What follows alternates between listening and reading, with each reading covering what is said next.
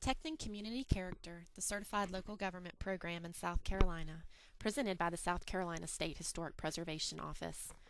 Historic buildings in South Carolina face many different threats, whether it be from neglect or from developers purchasing properties and tearing them down for parking lots or for new construction.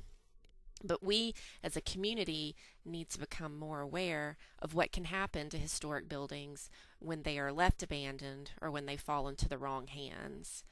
But we can have very positive outcomes from preservation if we can get buildings into the hands of the right people, into the hands of the community who can restore them and bring them back to life. This example is from Aiken, South Carolina, where a bank decided to take off the exterior that had been placed on the historic building and brought the building back to the way it was when it was constructed. So how can we do this? How can we ensure that historic buildings are going to be protected? And the way that we do that is through local designation, creating overlay zoning districts and architectural review boards that can go and talk to property owners and enforce local designation and local historic district laws and ordinances. What we do here at the State Historic Preservation Office is we administer the Certified Local Government Program. It's a program that was established in the National Historic Preservation Act and is administered by the National Park Service, creating a partnership between the local government, the state, and the Park Service itself. So the Certified Local Government Program recognizes communities that have taken responsibility and been proactive and created ordinances and design guidelines to protect their historic downtown districts.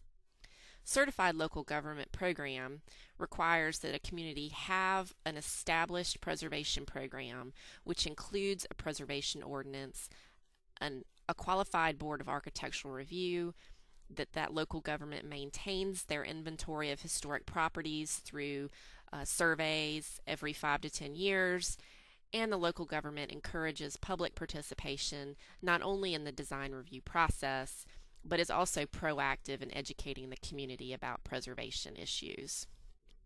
Benefits of becoming a certified local government in South Carolina start with grant funding. CLGs usually have somewhere between $50,000 and $60,000 a year that they can apply for to do projects such as survey, design guidelines, educational programs and publications, as well as bricks and mortar preservation projects. The benefits also include training and networking with other communities throughout the state and with employees of the State Preservation Office. They also have the opportunity to comment on National Register nominations from the community with our National Register staff, and they're invited to participate in statewide preservation planning. So in order to become a certified local government, contact the State Historic Preservation Office here in South Carolina for an application. If your application and your ordinance meet the state requirements, we will send a letter to the mayor of your municipality or to the county administrator, because counties are also eligible to apply for this program. As soon as those papers are signed, we will send your application and agreement to the National Park Service for approval. If they concur, then your government is certified and you can start working on all those grant projects that I'm sure you're eager to start.